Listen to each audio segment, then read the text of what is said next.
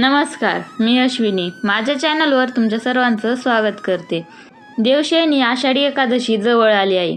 असे मानले जाते की भगवान श्री हरी विष्णू पुढील 4 महिने निद्रिशी होतात आणि 4 महिन्याच्या नंतर कार्तिकी एकादशीच्या दिवशी पुन्हा योगनिद्रेतून जागे होतात. भगवान श्री हरी विष्णू यांना प्रसन्न करून घेण्यासाठी सर्वात चांगला दिवस म्हणजे आषाढी एकादशी. पंढरपूरला जाऊन आपण विठ्ठल माऊलीची पूजा करतो. तेच माऊली भगवान श्री हरी विष्णूचे एक रूप आहे हे आपल्या सगळ्यांना माहितीच आहे. भगवान श्री हरी विष्णू यांना प्रिय असलेल्या वस्तूची आपण या दिवशी पूजा केल्याने आपल्याला नक्कीच लाभ मिळतात. आज आपण असाच एक छोटासा उपाय बघणार आहोत ज्यामुळे भगवान श्री हरी विष्णू प्रसन्न होतील. आपल्या जीवनातील जे काही असंख्य अडचणी आहेत त्यापासून दूर होण्यास मदत होईल. तर आज आपण तुळशीचा एक छोटासा उपाय बघणार आहोत. प्रत्येकाच्या घरात किंवा घरासमोर तुळस असतेच. ज्या घरात तुळशीची रोज पूजा होते अशा घरात वाईट गोष्टींचा प्रभाव कमी होत असतो. अशा घरात आर्थिक समस्या शक्यतो जाणवत नाहीत. रोज घरातील पूजा झाल्यावर आपण तुळशीला जल अर्पण करतो किंवा करत नसाल तर करायलाच पाहिजे. आषाढी एकादशीच्या दिवशी आपल्याला तुळशीची पूजा अवश्य करायची आहे. शिवाय त्याच दिवशी संध्याकाळच्या वेळी एका मंत्राचा आपल्याला जप करायचा आहे. ओम नमो भगवते वासुदेवाय नमः या मंत्राचा आपल्याला जप करायचा आहे.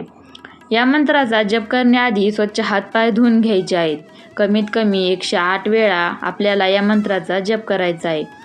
त्यासोबतच तुळशीसमोर एक तुपाचा दिवा लावायचा आहे. एक गोष्ट नक्की लक्षात ठेवा की दिव्याच्या खाली आसन ठेवायला विसरू नका. आसन कोणत्याही प्रकारचे असले तरी चालेल. जसे की थोडेसे तांदूळ घेऊन त्यावर तुम्ही दिवा ठेवू शकता किंवा मग एखाद्या छोट्याशा प्लेटमध्ये दिवा ठेवला तरी चालेल.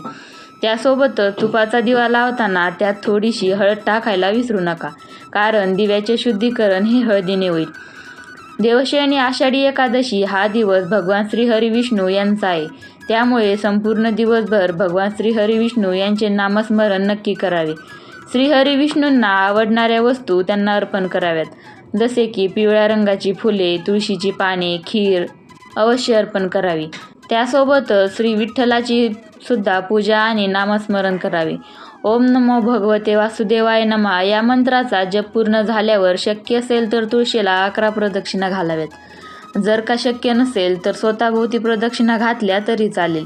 त्यासोबतच या दिवशी आपल्याला मुख्य दरवाजावरती तोरण बांधायचे आहे. आंब्याच्या पानाचे तोरण असेल तर खूपच चांगले.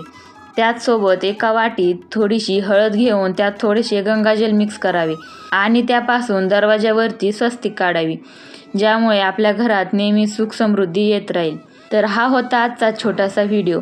कसा वाटला हे कमेंट करून नक्की सांगा. आवडलं असेल तर एक लाईक करा, शेअर करा आणि चॅनलला सबस्क्राईब करा.